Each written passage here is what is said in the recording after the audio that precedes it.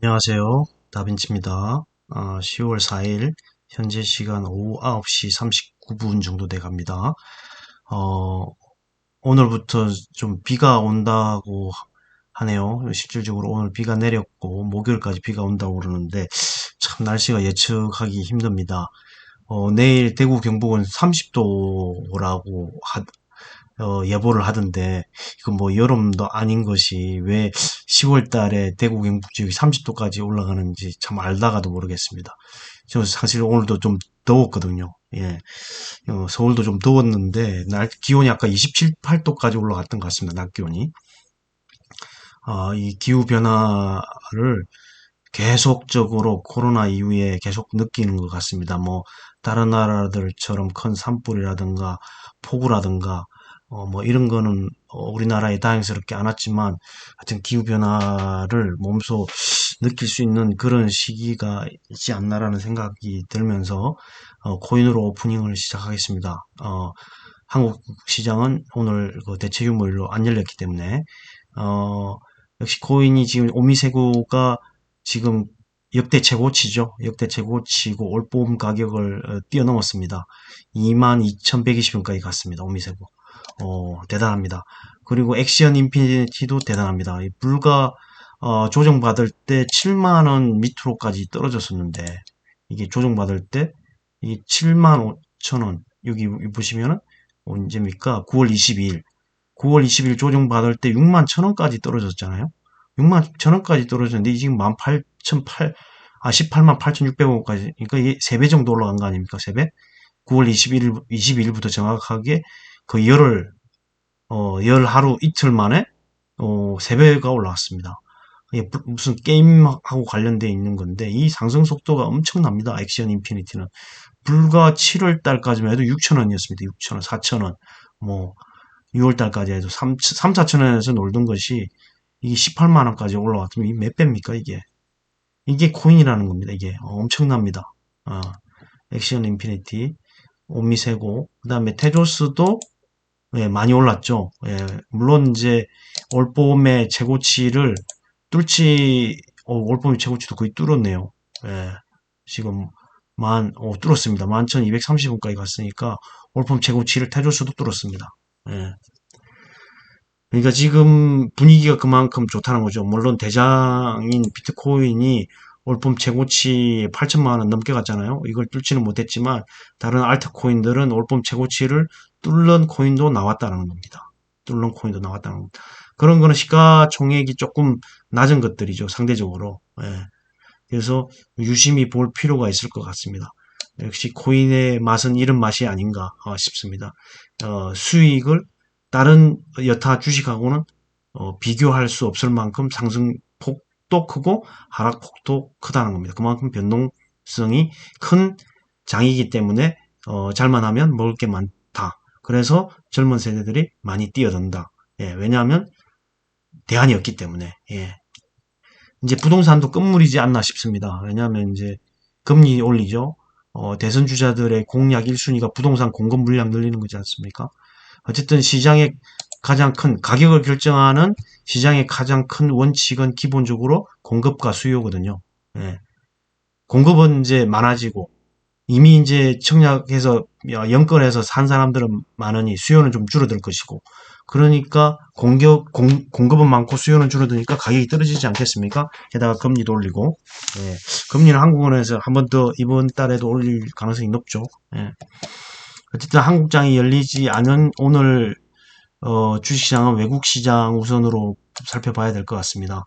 어, 일단 아시아에서는 홍콩이 오늘 뭐 홍다 사태 때문인지 많이 폭락을 했습니다. 지난번 제가 언급했듯이 어떤 전문가가 TV에 나와서 시진핑이 베이징 거래소를 새로 오픈한다는 것 때문에 아마 홍콩 증시를 죽이려고 하는 것 같다.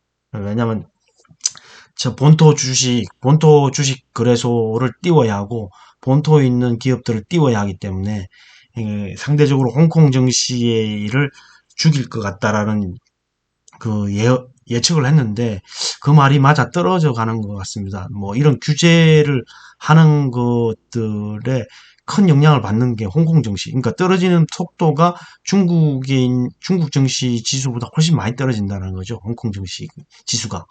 예. 그래서 어, 저기 영국이 홍콩을 반환한 지 뭐 90년인가 91년도에 반환했잖아요. 지금 뭐 30년이 다 돼가는데 홍콩은 완전 망가진 겁니다. 망가졌어요. 옛날의 홍콩이 아닙니다. 진짜 안타깝습니다. 그런 거 보면.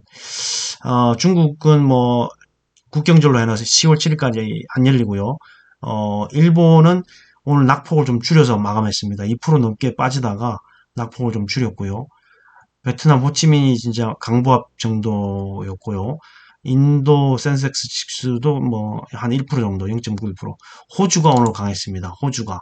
물론 뭐 지금 최고치에 비해서 많이 떨어졌는데 이렇게 1.2%딱 글로벌 증시에서 상대적으로 이렇게 두각을 나타낸다는 거는 자원이 많다라는 거 아니겠습니까? 지금 뭐 중국이 석탄 부족 상태로 전력난 겪는 게 호주하고 싸우다가 그렇게 된 거 아닙니까? 그러니까 호주가 반사 이익을 얻는 거죠. 지금 오늘 나온 뉴스로는 중국에 이어 인도까지 석탄 부족으로 전력난을 겪는다라는 뉴스가 나왔어요.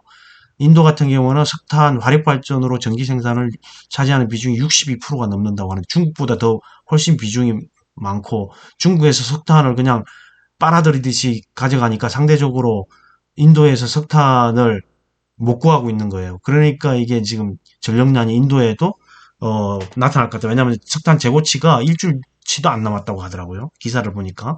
그래서 석탄 가격이 지금 계속 올라가고 있고 그 바람에 호주 증시가 이렇게 올라가지 않나 이런 생각이 듭니다. 그러니까 지금 천연자원 뭐 이런 게 많이 가진 나라가 덕을 보는 것 같습니다. 왜냐하면 인플레이션의 영향도 있지만 이건 예측이 안 되는 여러 가지 변수들이 발생하는 전력난을 이걸 겪는다라는 게 이게 상상이나 하겠습니까? 요즘 뭐 옛날 지금 뭐 100년 전의 시대도 아니고 전기가 공급이 안 된다라는 게 이게 상상이 가나요? 이게 참. 그래서 러시아도 그래서 천연가스 득을 많이 보는 데서 최고치를 가고 있습니다. 최고치. 천연가스 득을 보지 않나 러시아 증시는 그런 생각입니다. 유럽의 천연가스 뭐 한 40%인가 50%를 러시아가 보급하고 있다고 하죠. 그러니까 넣어놨습니다. 러시아는. 그러니까 이 이제 천연가스라든가 원유라든가 석탄이라든가 이런 것 때문에 해운주가 득을 본다는 겁니다. 왜? 수출을 하려면 배로 실어 날라야 되잖아요. 예, 그래서 볼커슨 지난번에 어제인가요? 어제 제가 BDI 지수 5202포인트 찍었다고 그 기사 났다고 했죠. 10월 1일부로. 그래서 벌커선을 잘 봐야 된다는 기사를 보여주면서 제가 시작을 했던 것 같은데 이런 그 석탄이라든가 천연가스라든가 원유라든가 이런 가격이 오르기 때문에 해운주가 덕을 볼 거고 왜냐하면 BDI라든가 SCFI라는 지수가 최고치를 찍으니까요. 예. 그래서 해운주 덕을 볼 것이다. 그래서 뭐 우리나라는 뭐 타픽으로는 페노션, 뭐 HMM도 있습니다만 HMM 뭐 오버행 이슈가 너무 오래 걸려 있는 것 같고 그 다음에 뭐 대한해운도 있고 그다음에 TK 케미칼도 있고 근데 미국 이런 어떤 글로벌 이슈로 조정받을 때 우리나라 증시는 힘을 못 쓰기 때문에 선진국 증시에 있는 미국에 있는 스타볼크 캐리어스라든가 비드라이 이 ETF도 어제 말씀드렸고 그 어제 소개해드린 종목을 관심 갖게 보시면 좋을 것 같습니다. 해운주는. 그 다음에 이제 해운주 다음으로 어디로 가느냐? 조선주로 가는 거죠. 왜냐하면 해운주로 실어 나르니까 배가 필요하다는 겁니다. 예, 배가 필요하다. 제가 항상 얘기하지만 물 들어올 때 노져라. 이렇게 값이 높을 때 많이 팔아야죠. 러시아나 호주 입장에서는 많이 팔아야 되는 겁니다. 그래야 수익이 많아질 거 아닙니까? 물론 지금 배를 발주한다고 해서 지금의 가격이 2년 후까지 유지된다는 보장은 없지만 그래도 배를 발주해서 나중에 득을 보겠다는 거죠. 지금 이제 리오프닝을 준비하는 거죠. 어떻게 보면. 예. 그리고 이 배를 뭐 빌린다고 하죠. 용선?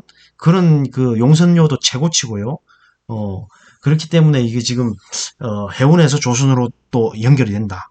이런 말씀을 드리고 싶고요. 미국장은 10시 반까지 아직 개장은 안 됐지만 선물 지수는 많이 떨어지다가 조금 만회를 했습니다. 예. 그리고 오늘의 특징이라고 할 수 있는 게 어젠가요? 그젠가요? 저기 10월 3일 어젠가요?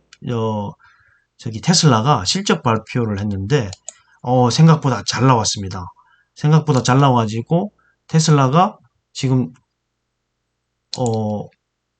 802달러까지 올랐다가 지금 조정받고 있는데, 보십시오. 여기 차량 반도체 품귀 테슬라만 웃었다. 24만 대 팔아 사상 최대. 이 보시면은 테슬라만 작년 3분기 대비 YOY로 73.2% 증가했어요. 물론 전기차이기 때문에 여타 이런 내연기관차와 전기차를 같이 팔고 있는 이런 회사들과 단순 비교한다는 게 좀 어폐가 있긴 하지만, 그래도 차량 반도체를 생각한다고 하면, 좀 괄목할 만한 데이터가 아닌가 이런 생각이 듭니다. 여기 보시면은 현대차는 7% 떨어졌고요. 폭스바겐 8.3%, 스텔란티스는 19%, GM은 뭐 32.8%까지 떨어졌습니다. 그래서 이 테슬라가 현재 많이 팔았다라는 실적 발표를 했기 때문에 2일날 외신에 따르면 테슬라는 3분기에 24만 1,300대 전기차 최대 판매량이죠. 분기 기준 사상 최대 판매. 모델 3와 모델 Y의 판매 급증. 예. 그래서 이 지금 오늘 테슬라 주가가 아주 좋습니다. 지금 800달러를 넘어서 다시 조금 내려오긴 했는데, 이게 한번 기사를 한번 찾아서 읽어보시기 바랍니다. 읽어보시고 여기 차트를 보시면은 테슬라 GM도 오늘 좀 오르고 있습니다. 테슬라 차트를 보시면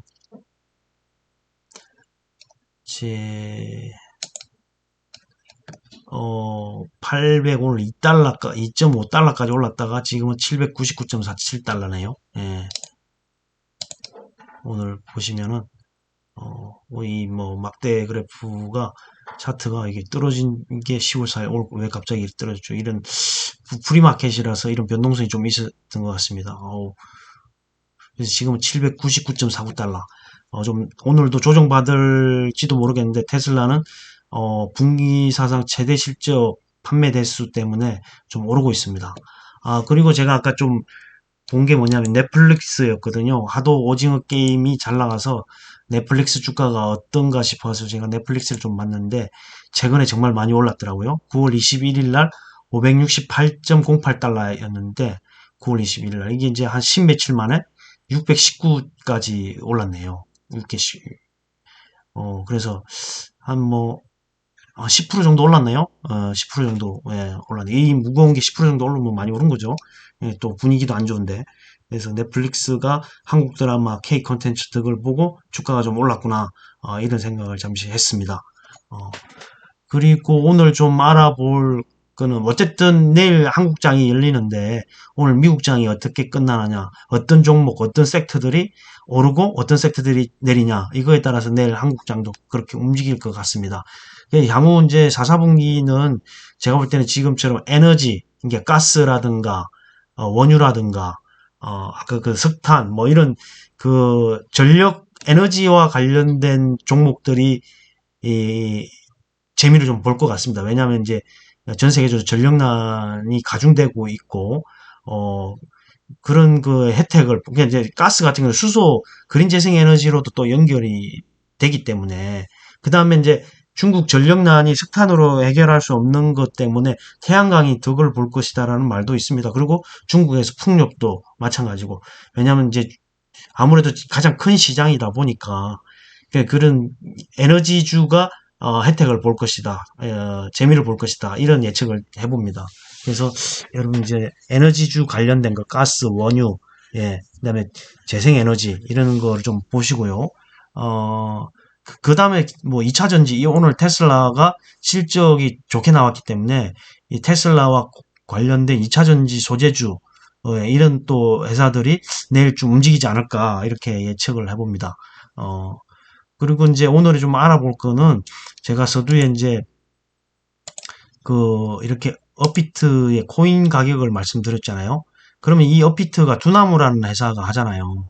그럼 두나무는 비상장 회사였기 때문에 그 공시할 의무가 없어요. 그래서 다트에 가시면은 분기 보고서가 없고 작년 보고서 하나만 있습니다. 작년 보고서 하나만 있는데 관심 있으신 분은 여기서 한번 보시고, 근데 이제 제가 2, 4분기 실적이 어떻게 될까, 궁금해가지고 기사를 좀 찾아봤는데, 두나무는 올해 매일 100억씩 벌었다. 매일 100억. 예. 이 상상이 되십니까? 매일 100억을 벌었다라는 게. 그래서 코인 광풍의 실적 스프라이즈 상반기 영업이익이 1.9조. 상반기 영업이익이 1.9조입니다. 1.9조. 예. 4200% 폭증. 매출도 1000% 늘어 2조 달에. 매출이 2조인데 영업이익이 1.9조면 이게 영업이익률이 95% 정도 됩니다. 95%. 뭐 이런 회사 보셨습니까? 영업이익률이 95% 되는 회사? 여기 보시더라도 거래 대금이 엄청나잖아요. 전에 한번 말했지만 거래 대금이 엄청납니다. 이게 100만 원이라고 치면 100만 원, 1000만 원, 억, 10억, 100억, 1000억, 2조잖아요. 예? 2조 1840억 9800만 원. 예. 이렇게 되잖아요. 그럼 이 수수료 수입이 하루 100억, 100억이 뭐야? 100억이 더 나올 수도 있겠어요. 예. 하루에 100억씩 벌었는데, 이 두나무 실적이 어마어마합니다. 보시면, 두나무가 여러분 뭐, 업비트가 가장 큰 수익을 내고요. 정권 플러스라는 그 정권 앱이 있고, 비상장 정권 플러스도 있고, 근데 이 지금 영업이익이 1870억입니다. 1조 8703억 5700만 원입니다. 영업이익이. 엄청나지 않습니까? 두나무? 네. 이 기사 한번 검색해서 찾아보십시오. 두나무 상반기 실적. 예, 엄청납니다. 이런 회사가 미국에 그 나스닥에 상장하려고 올 초 그랬죠. 그래갖고 엄청나게 관련주들이 날아갔지 않습니까? 우리 기술투자라든지 비덴트는 뭐 두나무하고 상관없지만 하나투자증권이라든지 뭐 이런 회사가 날아갔죠. 엄청나게 많이 뭐 대성창투라든가 뭐 근데 진짜 실적이 어마어마합니다. 예, 예, 어마어마합니다. 오죽했으면 카카오 실적을 볼까요? 카카오 어디 갔나? 어, 어디 갔지? 카카오, 아까 이 기사를 제가, 기사를 아까 찾았었는데, 어디 있는지 잠깐만요. 오죽했으면 그 카카오 실적에 그 순이익의 업비트의 지분법 평가액이 엄청나다는 겁니다. 이게 보시면은, 업비트도 그렇고 카카오가 두나무 지분을 한 7.6% 가지고 있잖아요. 그 지분배 평가액이 3천억을 넘었었다는 거예요. 그다가 배당 수익까지 받으면은 엄청나다는 거죠. 그러니까 이게 지금 하루 100억씩 벌으면 이 네이버 카카오 영업이익이 두 배. 이게 지분을 갖고 있는 이 카카오에 기여하는 게 엄청나다는 거죠. 이 보시면은 18년에 348억, 19년에 206억, 작년에는 안 좋았는데 46억, 올해 보시면 3,154억이에요. 상반기 두나무 지분법 이익이. 카카오의 그 보면 자회사들이 대부분 손실을 하고 있는데 이 두나무의 업비트 때문에 이 지분법 평가이익 때문에 순이익이 엄청나다는 거예요. 보시면은 예. 근데 여기 보면 카카오가 뭐 카카오뿐만 아니라 다른 뭐 장투 조합 뭐 펀드 이런 걸 통해서 이게 아마 지분율의 총 19%라고 하는 얘기 같은데 예. 2분기에만 지분배 평가액이 1837억. 예. 엄청나지 않습니까? 예. 여기 보시면은 카카오 법인세 손실도 만회해줘. 예. 두나무가 카카오의 수준 이익을 채웠다고 봐도 무리가 없는 상황이다. 예. 예, 엄청납니다. 예.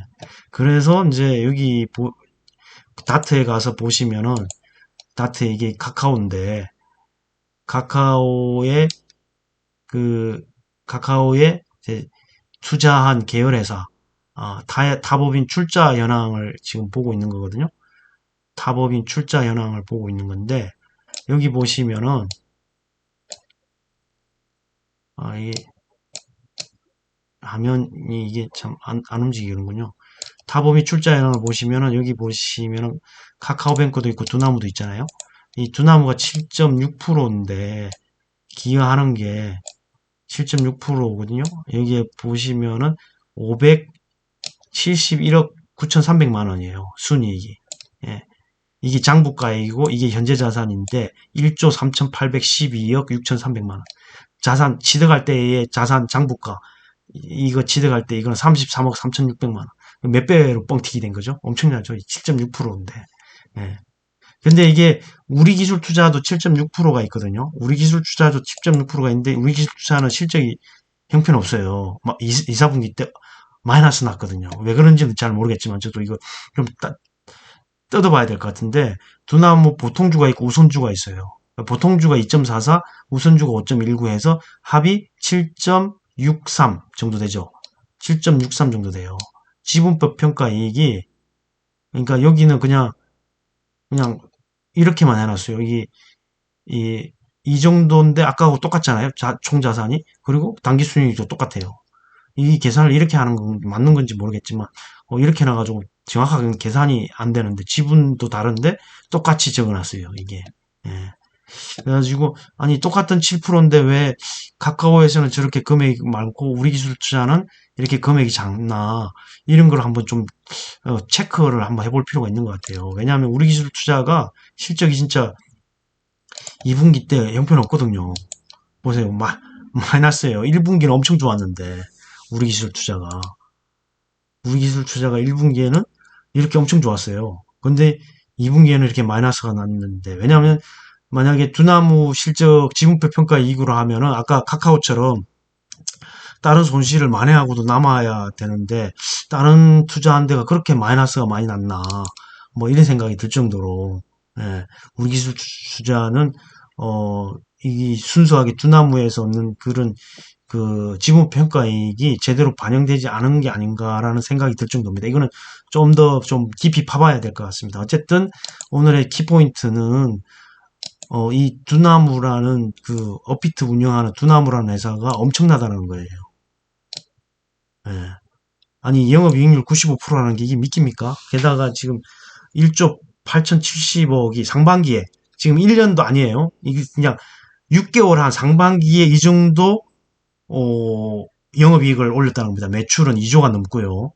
그러면 지금처럼 이렇게 분위기가 나쁘지 않잖아요. 지금 뭐 하반기 7월 달부터 해가지고 여기 요때부터 7월 달인데 7월 달에 4천만 원에서 뭐 이렇게 좀 3천 몇백만 원까지 3,500만 원까지 조정받고 이렇게 쭉 올라가고 지금 6천만 원 넘게 갔다가 다시 5천만 원 분까지 내려갔다 지금 5,800만 원까지 왔잖아요. 이 거래 대금만 해도 제가 볼 때 상반기를 넘어선다고 보거든요. 넘어선다고 봐요. 그러면은 단순히 2만 곱한다고 하면은 3조 6천억의 영업이익을 올리는 겁니다. 3조 6천억. 3조 6천억의 영업이익을 올리는 게 있나요? 이런 그 플랫폼, 거래 플랫폼 하나 가지고 저렇게 많은 수익을 내는 이런 회사가 있을까요? 아, 저도 이런 코인 거래소 하나 세우고 싶어요.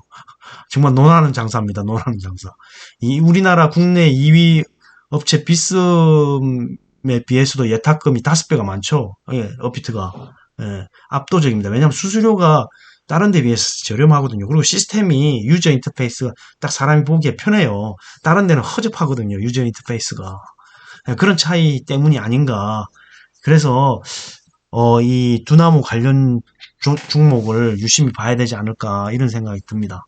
예, 이거는 주식 장이 오늘 열리지 않고 요즘 주식의 흐름이 좋지 않고 코인의 흐름이 좋아서 코인에 대한 얘기를 하다 보니까 코인 관련주 그다음에 이 두나무라는 회사에 대해서 좀 살펴보는 시간을 가져봤습니다. 어떻게 도움이 되셨는지는 모르겠지만 오늘 방송은 여기까지 하도록 하겠습니다. 편안한 밤 되세요. 감사합니다.